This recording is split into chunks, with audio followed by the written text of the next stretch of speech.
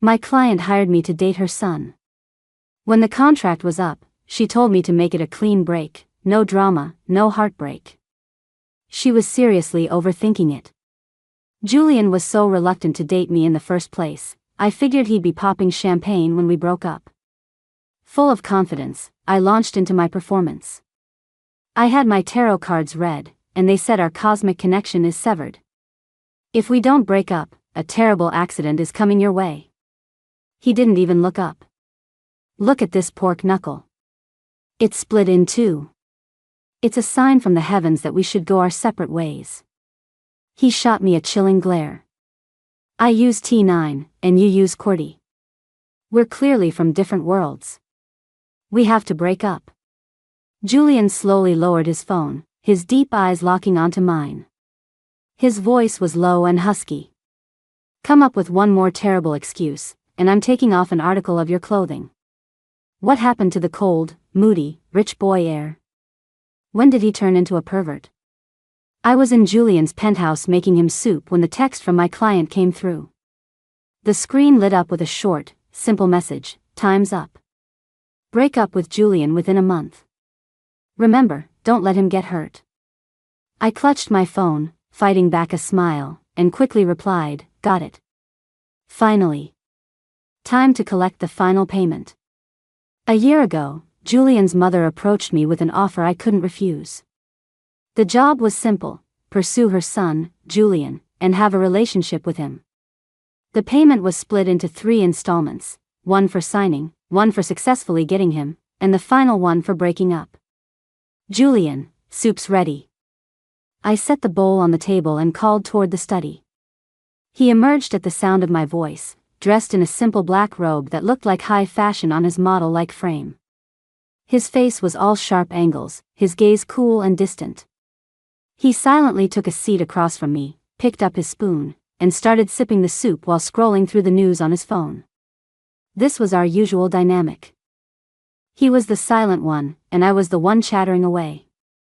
Every topic, every interaction, felt like a one-woman show starring me. But that was fine. I was used to it. Looking back on my arduous quest to win him over, I'd earned every penny. When Mrs. Grant first found me, she was beside herself with worry, telling me her son had never even held a girl's hand. Worse, she'd once walked in on Julian sleeping in the same bed as his best friend. The poor woman was terrified, worried about the future of the Grant family line, and desperately needed a girl to teach her son how to be in a relationship. And so, I started my new job. I drew up a detailed battle plan: stage a chance encounter, fake an accident, be relentlessly persistent. He completely ignored me, treating me like I was invisible. The real turning point was the car accident. Julian was laid up in a VIP hospital suite, completely immobilized. The once untouchable heir was now a lamb to the slaughter. I brought him meals every day like clockwork. When he refused to eat, I'd pry his mouth open with the spoon. I convinced Mrs. Grant not to hire a private nurse, so changing his clothes and giving him sponge baths all fell to me.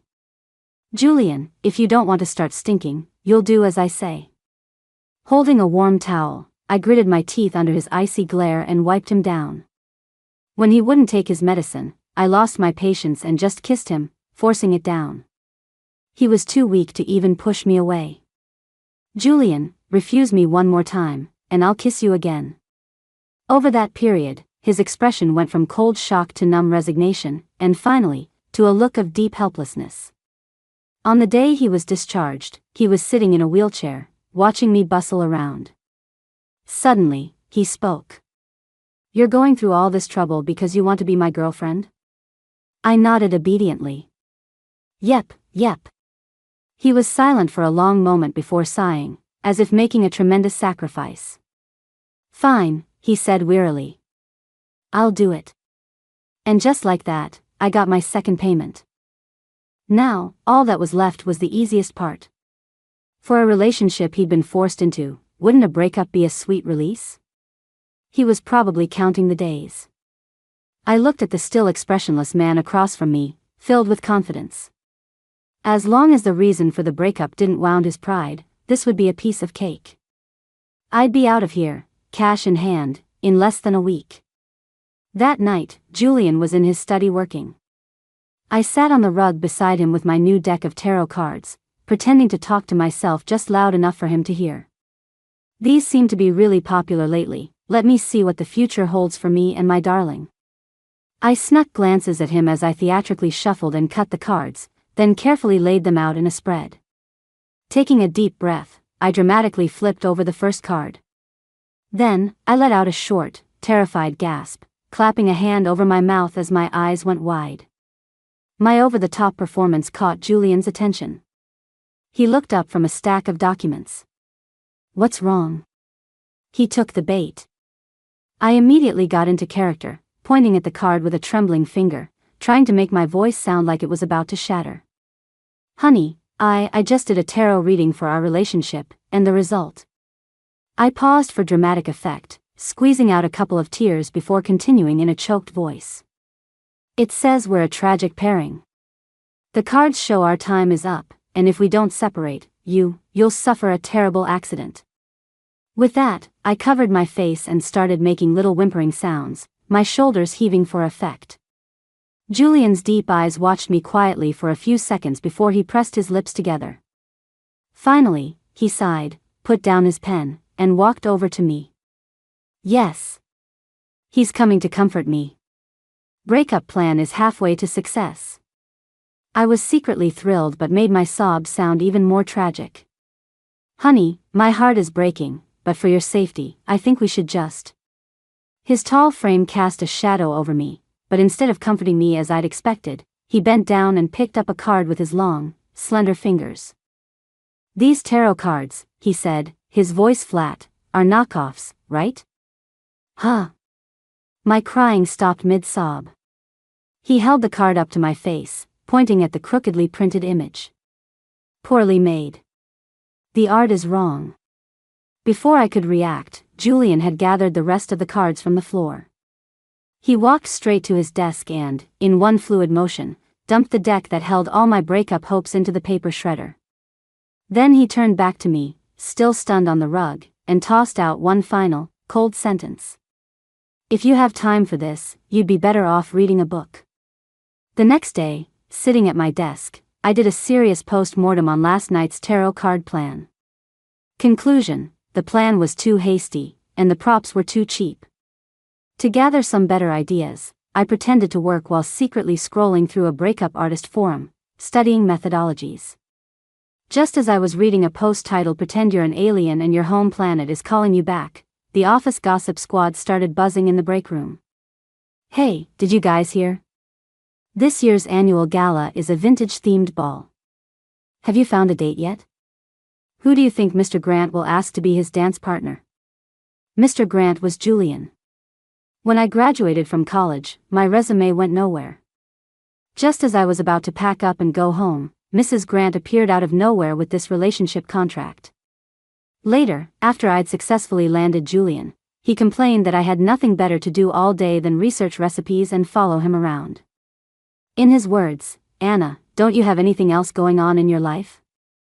Then he dumped me into an unremarkable admin position at his company.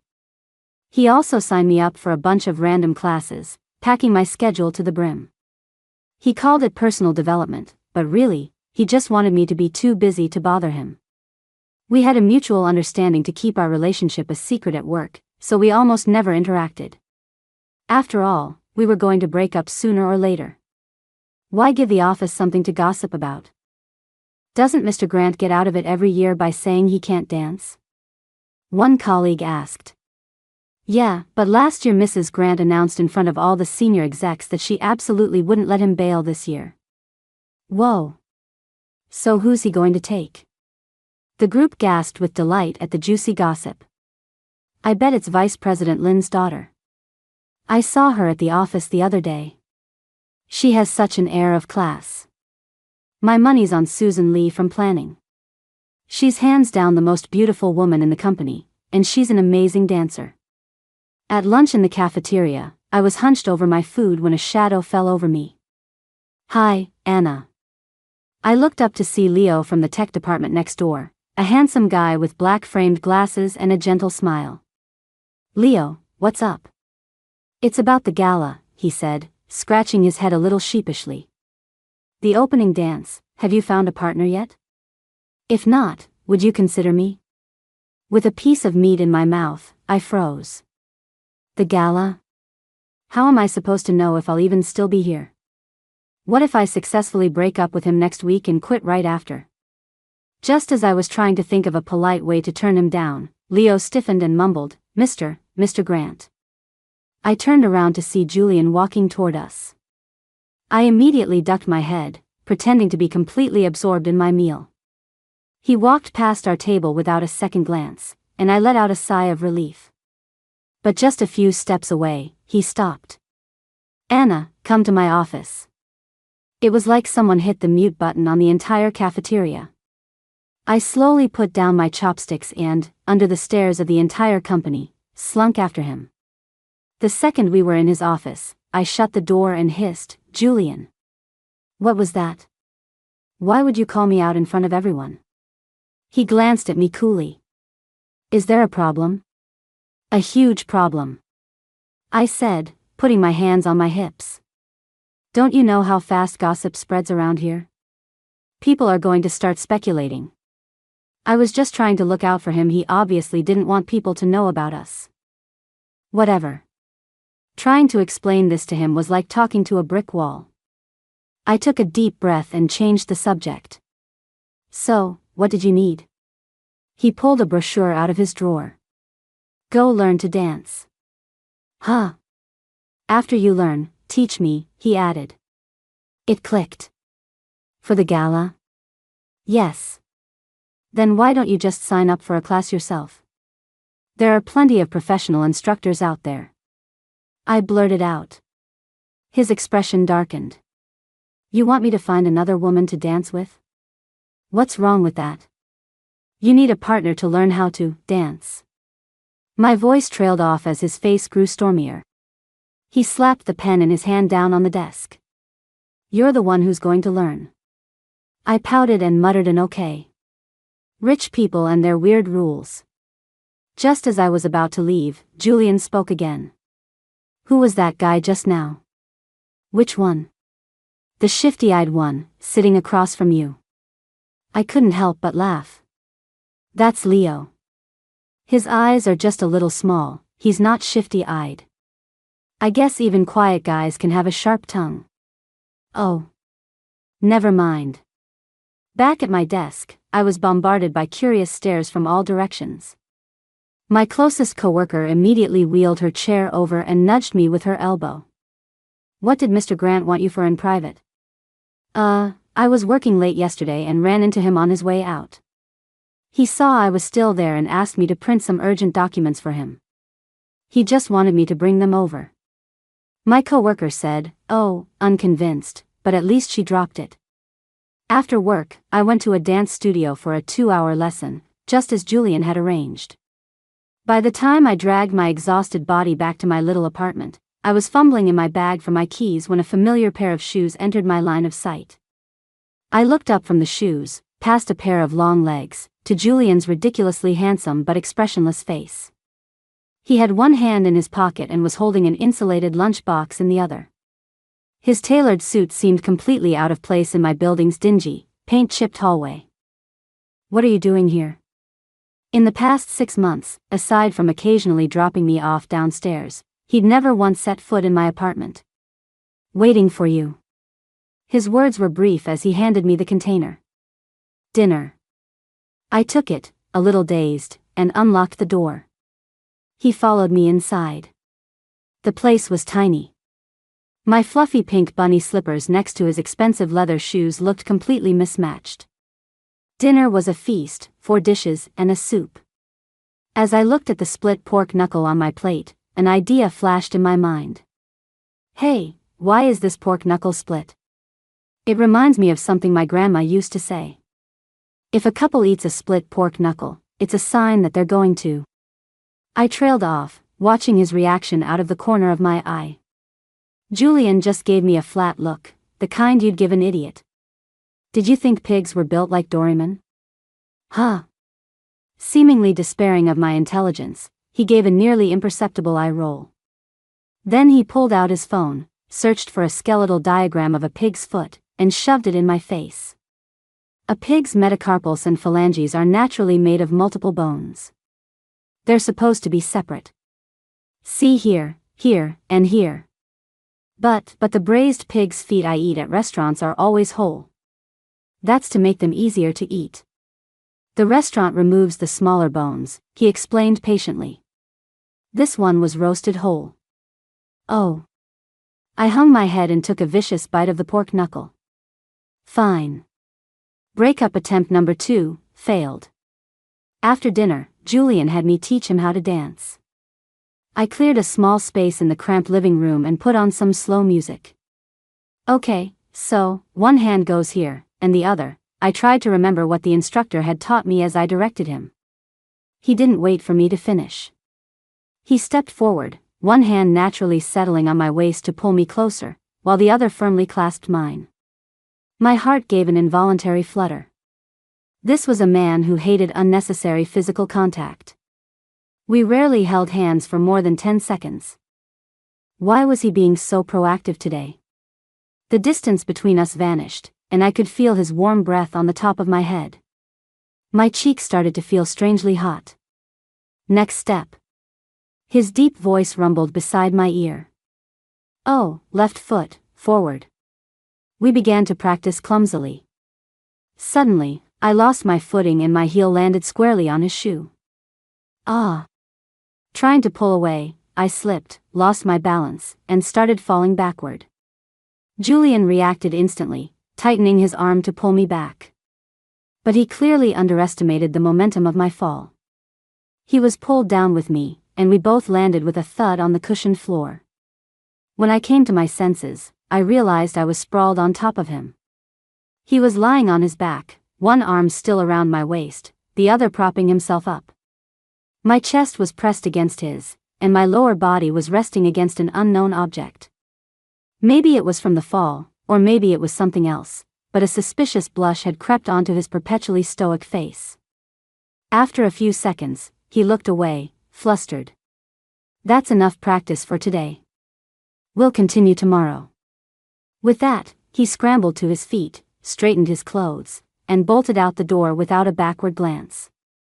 I got another text from Mrs. Grant. How's it going? Chairman's daughter just got back from overseas last week. I've set up a meeting for her and Julian, so you need to wrap things up on your end ASAP. I immediately replied, okay, don't worry. I reviewed my failed attempts. The problem was that I had initiated them, which probably hurt Julian's pride. The best way would be to make him so annoyed with me that he would be the one to break up.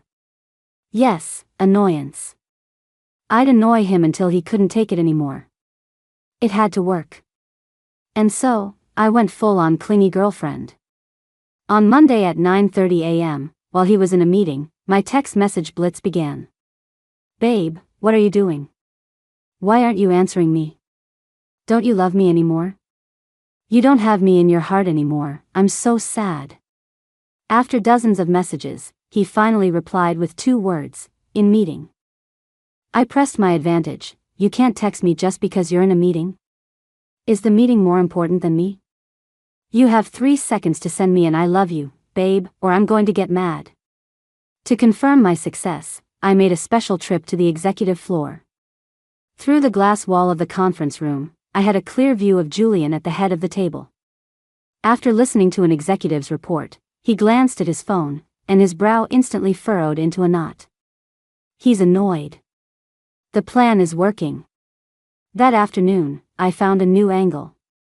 When his female assistant brought coffee into his office, I snapped a picture of her back and sent it to him. Why are there so many women around your office? I'm jealous. You need to fire them all right now. He replied, don't be ridiculous. I immediately sent a barrage of angry emojis, followed by, you're yelling at me for another woman. Julian, you've changed. Next, I sent him a heavily edited selfie. I want you to change your messaging profile picture to my photo so all your colleagues know you have a girlfriend. This time, it took him a long while to reply, be mature. Don't bring your emotions to work. He was annoyed. He was so annoyed. He was about to snap. Over the weekend, I doubled down on my high-maintenance persona. Early in the morning, I barged into his place, dragged him out of bed, and made him take me shopping, to the nail salon, and out to eat. At the restaurant, I ordered all the most expensive dishes, took one bite of each, and then complained they were gross. At the nail salon, I whined that the colors he picked were ugly and made them try every design on me. On the way home that night, I started dragging my feet. I'm so tired, my feet hurt.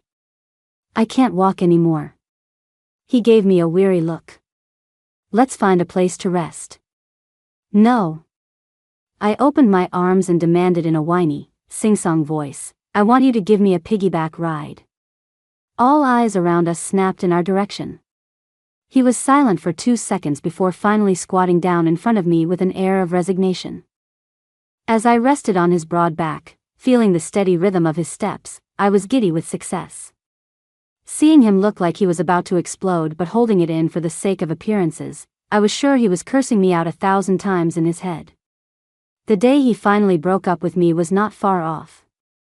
I kept up my high-maintenance act for about a week. One day at lunch, I got sick of the company cafeteria and slipped out to a nearby mall to find something to eat. As I passed by a high-end restaurant, I saw a familiar figure. Julian was sitting at a window seat, and across from him sat an elegant woman with long, flowing hair. I stopped in my tracks. I'd seen a picture of her before. It was Charlotte White, Chairman White's daughter. Mrs. Grant had already set them up. I instinctively ducked behind a large potted plant and spied on them. Charlotte said something, and a rare, genuine smile spread across Julian's usually stone-cold face. The smile was brief, but it felt like a tiny needle pricking my heart. I'd known him for over a year, and I could count the number of times he'd smiled at me on one hand. Most of the time, his expressions were ones of helplessness or indulgence, but rarely one of such pure, relaxed joy. The two of them, sitting there together, looked perfect. In terms of family background and looks, they seemed like a match made in heaven. Humph. So there's no such thing as a truly cold person. I just wasn't the one who could warm him up. My chest suddenly felt tight. But then I realized how ridiculous I was being. I was just a hired gun. I had no right to be jealous. This show was always meant to have an ending. I should be happy, right? Today's the day. Let's end this. That evening, I went to Julian's place. I cooked a table full of his favorite dishes. This would probably be the last meal I'd ever make for him. I hoped he'd like it. The meal was unusually quiet. I didn't chatter on like I normally did, trying to set a somber, pre-breakup mood. After dinner, he sat on the sofa, replying to work messages. The light from his phone screen illuminated his chiseled features, and I watched his long fingers dance across the screen. I glanced over and spoke, as if a thought had just occurred to me. You use a QWERTY keyboard to type? He answered without looking up. But I use T9, I paused, gathering my emotions, then continued in a deliberately light-hearted tone. I read online that people who use T9 and QWERTY have a huge generation gap. And when I think about it, we really do seem to have a pretty big gap. So maybe we should just call it quits. His fingers froze mid-type. The living room fell silent. He slowly lowered his phone, lifted his head, and stared right at me. What are you trying to say? His voice was calm, betraying no emotion. What I mean is, you like peace and quiet, and I talk a mile a minute. You like to read about current events, and I watch SpongeBob every day. I avoided his gaze, picking at my nails as I continued in a low voice. And honestly, I'm tired of chasing you. With our family backgrounds, it's not like we could ever get married anyway. So why don't we just end things on good terms? I could feel his eyes boring into me, so I just stared at my toes guiltily. I'm sorry, man. I gave you a chance to do it, but you didn't take it, so I have to. After a long silence, Julian finally spoke, his tone serious. Are you kidding, or are you serious? I'm serious. I summoned the courage to meet his gaze, trying my best to look sincere and resolute. The air seemed to freeze. His jaw clenched, his fists tightening at his sides. After a long moment, he managed to force out a few words. You should go. Those 3 words were like a pardon, an official end. I stood up, relieved, and put on my coat. At the entryway, I gently placed the key he had given me on the shoe cabinet. Goodbye, Julian. I didn't sleep a wink. As soon as the sun came up, I got up and typed out my resignation letter. When I got to the office, I walked toward my supervisor's office, letter in hand. He was swamped and waved me away impatiently. Whatever it is, it can wait. We have an all-hands meeting starting any minute. I don't have time for you. I had no choice but to put the letter back in my bag. I went to the break room for a cup of hot tea and leaned against the window, trying to decide whether I should find a new job or go on vacation after I got my final payment. Suddenly, a figure walked past me, and a greasy hand made a deliberate and swift grab at my butt. I froze, then spun around to face a disgusting, leering smile. It was the balding, 40-something manager from another department. This wasn't the first time. I'd heard rumors he was always handsy when no one was around. A lot of new female employees had been victims, but with no proof and the fear of losing their jobs, they'd all just swallowed their anger. But today was different. I was about to quit anyway. What did I have to be afraid of? What do you think you're doing? I slammed my mug on the counter and pointed a finger at his nose. Harassing someone in broad daylight. Have you no shame? My voice instantly drew the attention of everyone in the office, and my co-workers started to gather around. The old creep was momentarily speechless, his face turning beet red. Seeing the barely suppressed smirks on everyone's faces, he clearly felt his pride was on the line. He immediately adopted a victimized expression and shot back. What are you talking about? You were the one who brushed up against me. What, did you get angry because I rejected your advances? He warmed to his theme, his voice getting louder than mine. Everyone, you be the judge. I've heard she has a reputation for being promiscuous, always trying to sleep her way to the top. I heard she tried to seduce Mr. Grant when she was working late, and now she's trying it on me. What a joke. In just a few sentences, he'd painted me as a shameless gold digger.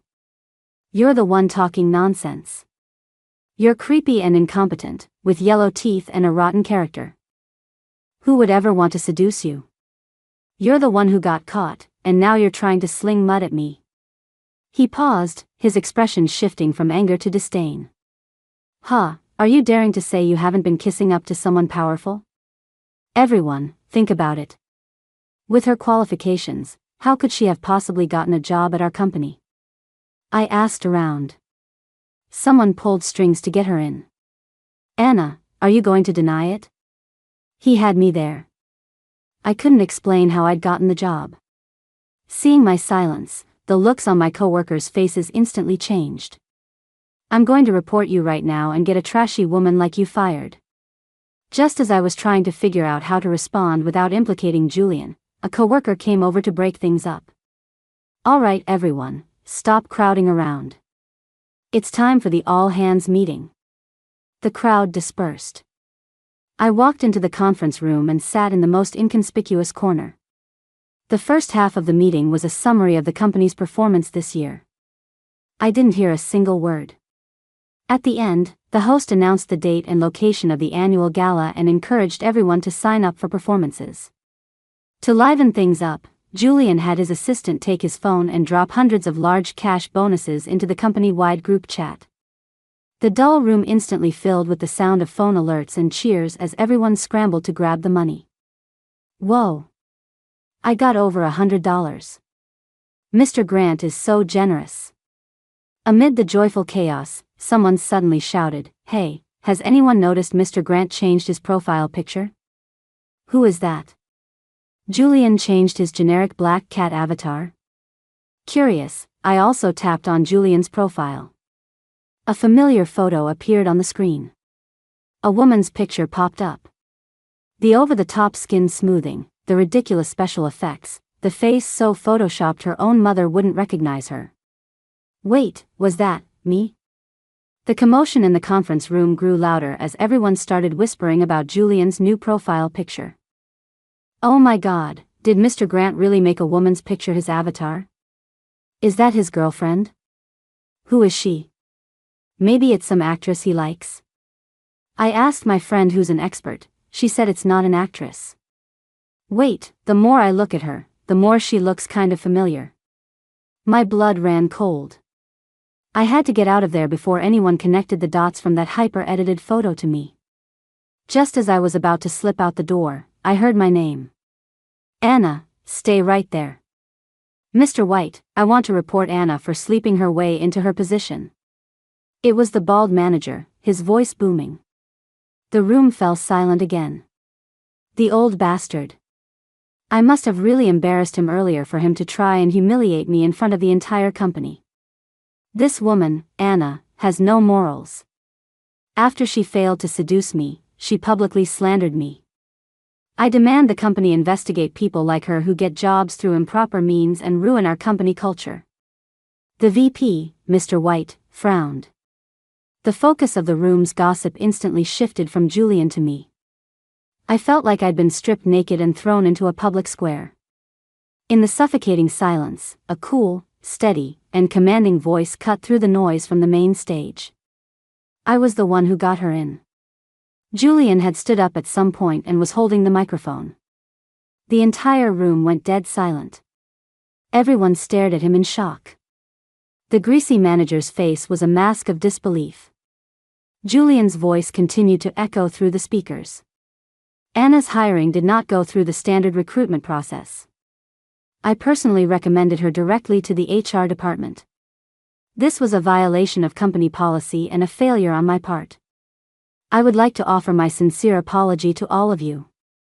He gave a slight bow, then changed his tone. As a penalty, I will personally be increasing the year-end bonus for all employees. Everyone will receive a new phone. After a moment of silence, the room erupted in thunderous applause. Who cared about HR policy when there were free phones to be had? The co-workers who had been giving me dirty looks moments before were now all smiles. Just as the atmosphere reached a fever pitch, Julian's assistant rushed to his side and whispered something in his ear. Julian's face instantly darkened. He put down the microphone, strode through the crowd, and stopped in front of me. He didn't look at me. Instead, his icy gaze was fixed on the now terrified bald manager. Mr. Harmon, regarding your sexual harassment of female employees, I am officially informing you that the company will conduct a full investigation.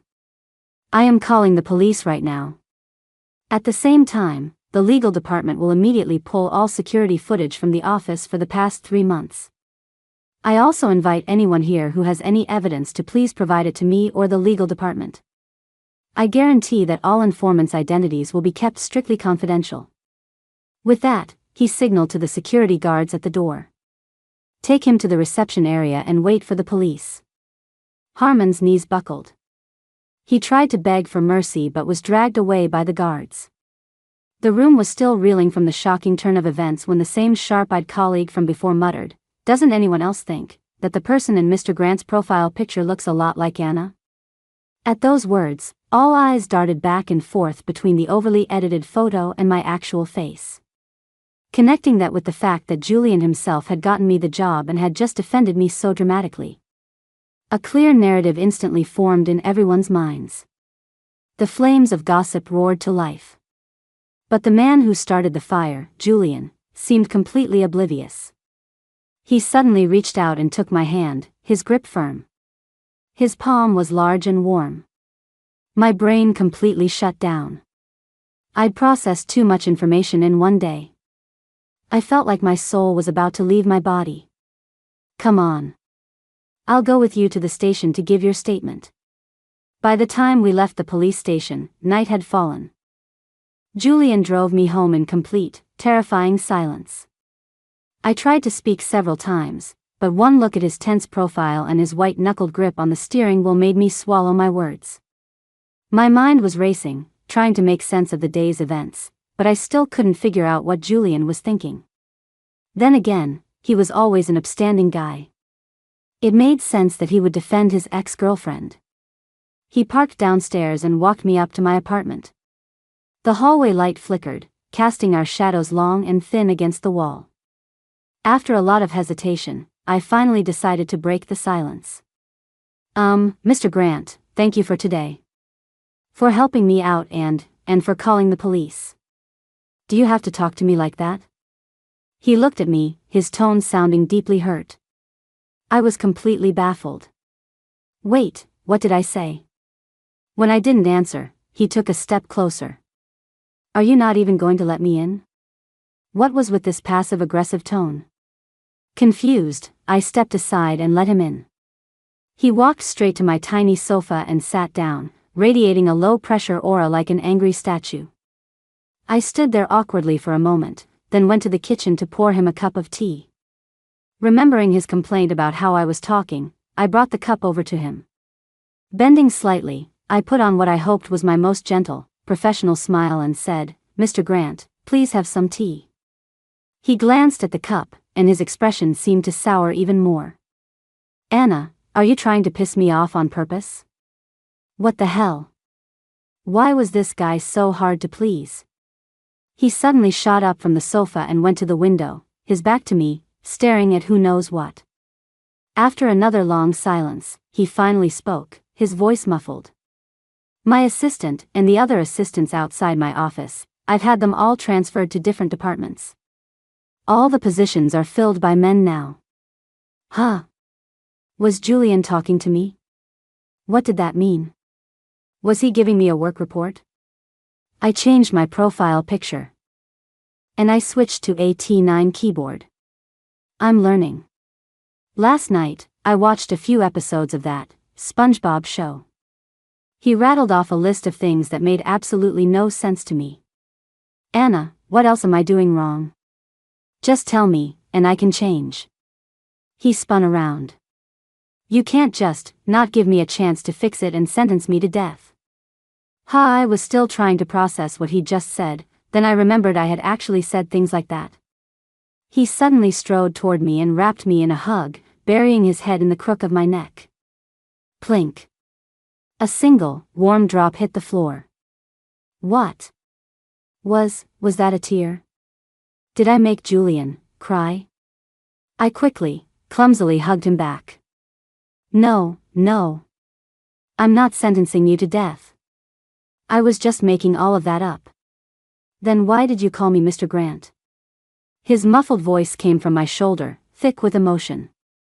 So that's what he was mad about. It dawned on me. Oh, Julian? Not that one. Babe? Finally satisfied, he nuzzled my neck and gave a soft hum of approval.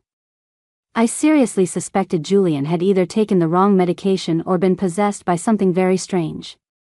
Those tarot cards, that stupid pork knuckle, and that damn keyboard. He seemed to be grinding his teeth with every word. You broke up with me for those reasons. It hurt me a lot. Drip. Another hot tear hit the floor. I never imagined that the absurd, impersonal reasons I'd come up with, the ones I thought would make our breakup a light-hearted joke, had actually hurt him so deeply. God, I'm such an idiot. I'm sorry, I'm so sorry, I made all those reasons up, it was all nonsense. I was just trying to hurry up and fulfill your mom's request. The words tumbled out of my mouth in a panic. The second they were out, I regretted them. What do you mean? He straightened up, his eyes full of confusion. Tell me. Seeing my evasive glance, he raised his voice, his tone leaving no room for argument. Stammering, I told him everything, how Mrs. Grant had found me a year ago, how she'd hired me to be his girlfriend, and how she'd pushed me to break up with him just a few days ago. I'm really sorry. I was blinded by money and did something so heartless. I'm guilty. I repent. I apologized with all the sincerity I could muster, desperately trying to explain my twisted logic. I thought you were so reluctant to be with me in the first place, that if I just made up a reason that had nothing to do with you, you wouldn't get hurt. Do you really think," he cut me off, his voice hoarse, "that I'm the kind of person who would agree to be in a relationship with someone I don't like, just because it's a hassle to say no?" He looked deep into my eyes and said clearly, "No one can force me to do anything. Unless it's for someone I like. Unless it's for someone I like." I felt my face flush, and my heart started hammering against my ribs so hard I thought it would burst out of my chest. So, he liked me? I was still trying to wrap my head around that when the person across from me got teary-eyed again. The light in his eyes was even dimmer than before. "So, you being with me, it was all just to fulfill my mom's contract? You never liked me at all?" His beautiful eyes filled with tears, threatening to spill over. I had seen Julian be calm, composed, and confident. I had seen him be gentle, patient, and serious. I had even seen him annoyed and angry. But I had never seen him look so fragile, so hurt, so helpless. "No." I practically shouted it, then reached out to wipe his tears. But he flinched back as if he'd been burned, pulling his hand away, his face a mask of utter despair. I had no choice but to mimic what he'd done earlier, but this time, I shouted, "Well, do you really think I'm the kind of person who would chase after a guy I don't like at all and put in all that effort to be good to him, just for money?"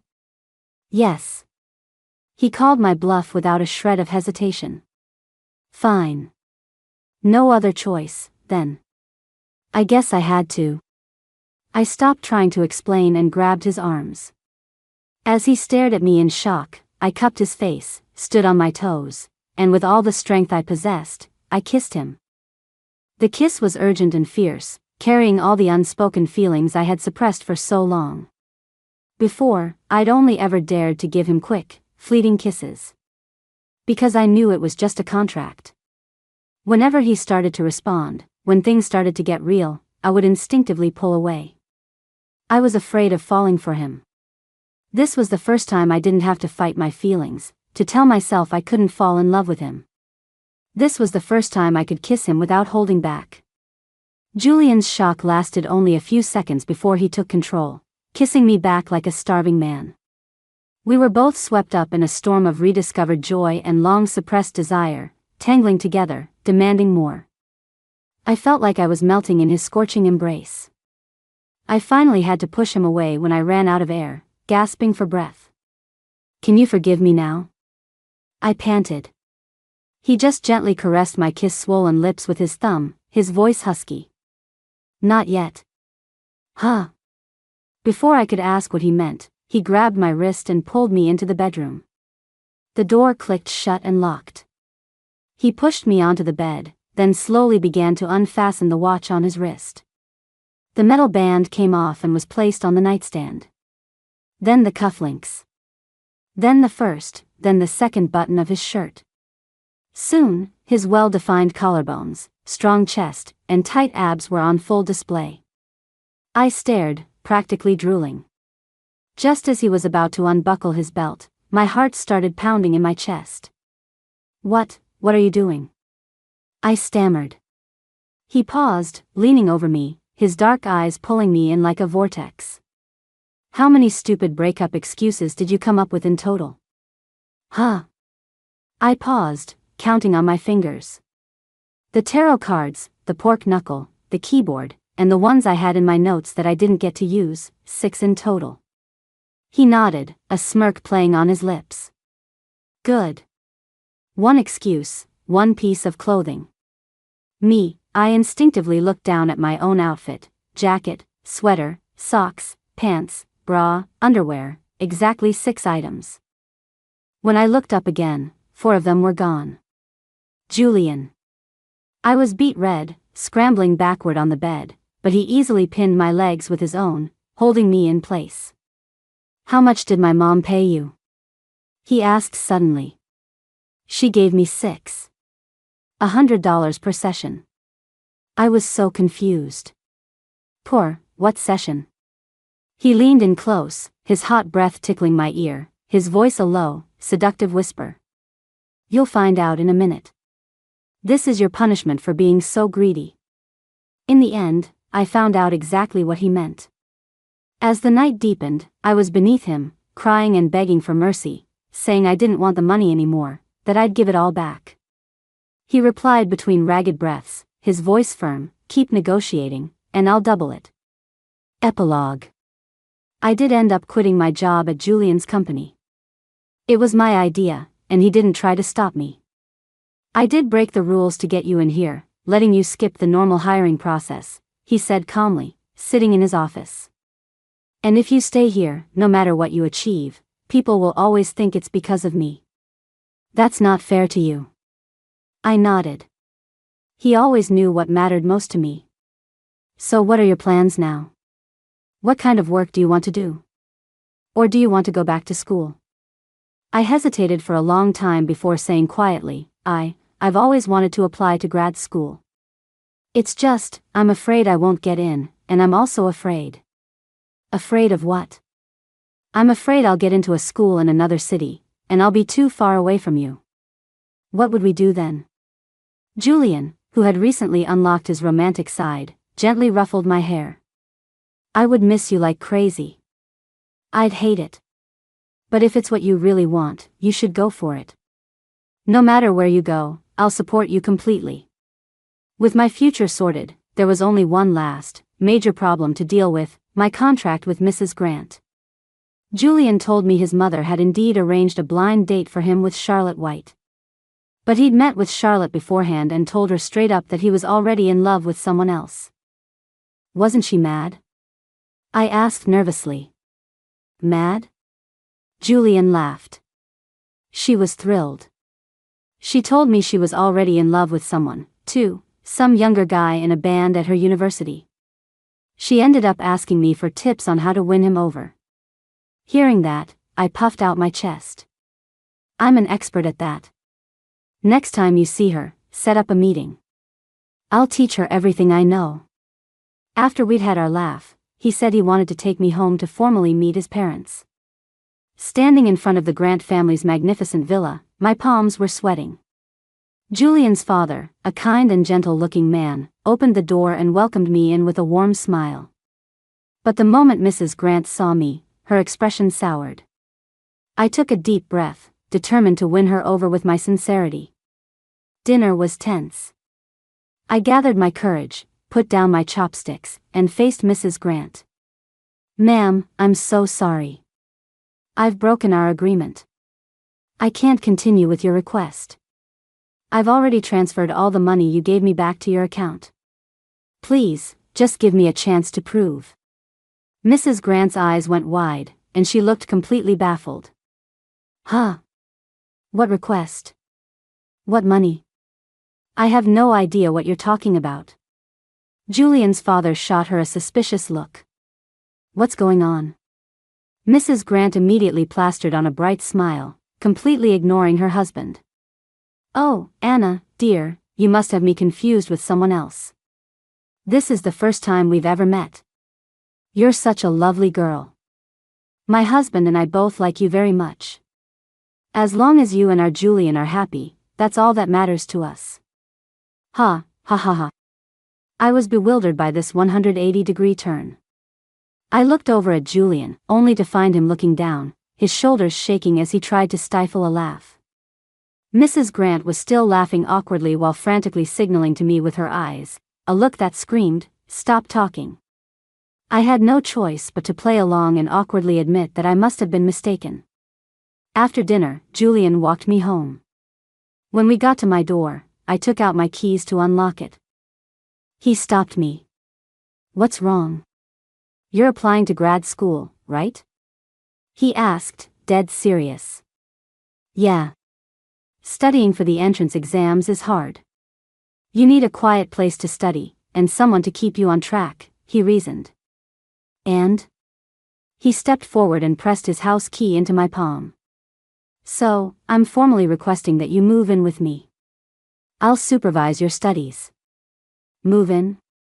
How was I supposed to study with that face around all day? No, that would seriously jeopardize my grad school plans. I was about to give him a firm no when he pulled out his phone and showed me the screen. My mom said she took the money you transferred her and sent it back to you, doubled. She said to thank you for saving her son from dying old and alone. Heh, she really didn't have to. The moment I saw that number, my resolve evaporated. The shopping cart I had tearfully cleared out yesterday could suddenly be refilled. So, you can't refuse me now. He put his phone away, a smile playing on his lips as he backed me against the door. Huh. $100 a session, he leaned close, whispering so only I could hear. We still have a long way to go.